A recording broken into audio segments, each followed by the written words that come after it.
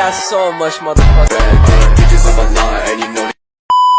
Hai, perkenalkan kami dari kelompok 7 ingin menampilkan hasil ILL kami. Sebelum kami menampilkan hasil ILL kami, izinkan kami memperkenalkan diri. Perkenalkan, nama saya Wi Veronica Mente, Saya Agus Raja Guguk, saya Nia Samosir, saya Devi Tosoid, dan satu lagi teman kami Fitri Sipayung. Penasaran dengan hasil ILL kami? Tonton terus video kami. 1, 2, 3 ya. Kami adalah kelompok 7, selalu riang serta gembira. Karena kami rajin belajar, tak pernah lelas ataupun lelah. La la la la la la la la la la. Baik, di sini kami akan memaparkan tentang materi kami. Saya akan memaparkan tentang hakikat bahasa. Hakikat bahasa pada dasarnya adalah bunyi ujar atau tulisan yang digunakan sebagai simbol untuk berkomunikasi. Hal ini dapat dijelaskan atau dapat kita lihat dari fakta sejarah bahwa masyarakat sejak dahulu telah dapat berkomunikasi melalui bahasa. Mereka tidak bisa berinteraksi atau satu sama lain tanpa berbahasa, dan ketidakadanya kesinambungan antara mereka sendiri. Bisa dikatakan juga bahwa bahasa adalah salah satu kebutuhan primer yang mempunyai peran dalam sirkulasi kehidupan. Dapat dikategorikan sebagai senjata untuk membentangi diri dari ancaman-ancaman perpecahan. Selanjutnya, fungsi bahasa.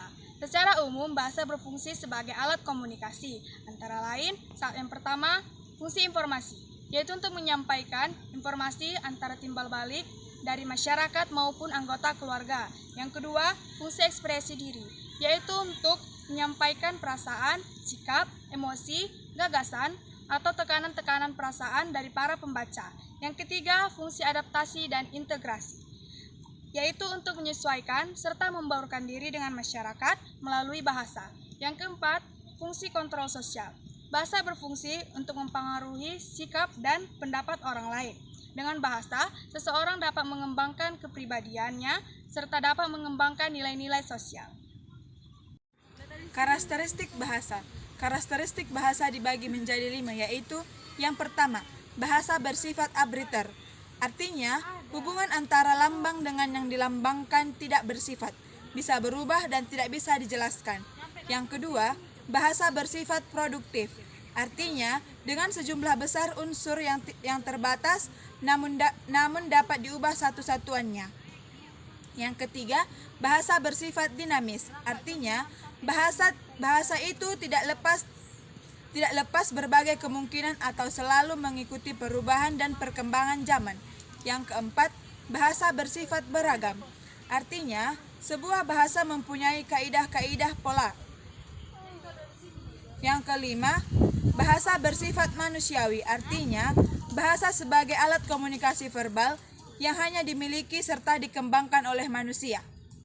Tulis. Ciri-ciri ragam tulis adalah tidak memerlukan orang kedua atau teman bicara, tidak tergantung kondisi, situasi, dan ruang serta waktu, harus memperhatikan unsur gramatikal, dilengkapi dengan tanda baca, huruf besar, dan huruf miring. Tidak dapat dibantu dengan gerak tubuh dan mimik wajah, hanya terbantu dengan tanda baca.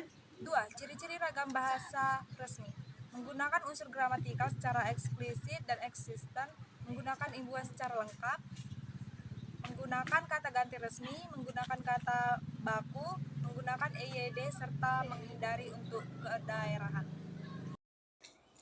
Yang menjadi kesimpulannya yaitu melalui pengertian hakikat bahasa, ragam bahasa, fungsi bahasa, dan karakteristik bahasa dapat disimpulkan bahwa bahasa sangat penting bagi keberlangsungan hidup setiap harinya. Bahasa ini juga sebagai sarana komunikasi yang digunakan dalam kelompok masyarakat untuk melakukan interaksi, baik dalam bahasa isyarat maupun dalam bahasa yang sering kita ucapkan. Cukup sekian presentasi kami ucapkan dengan kata akhir, shalom.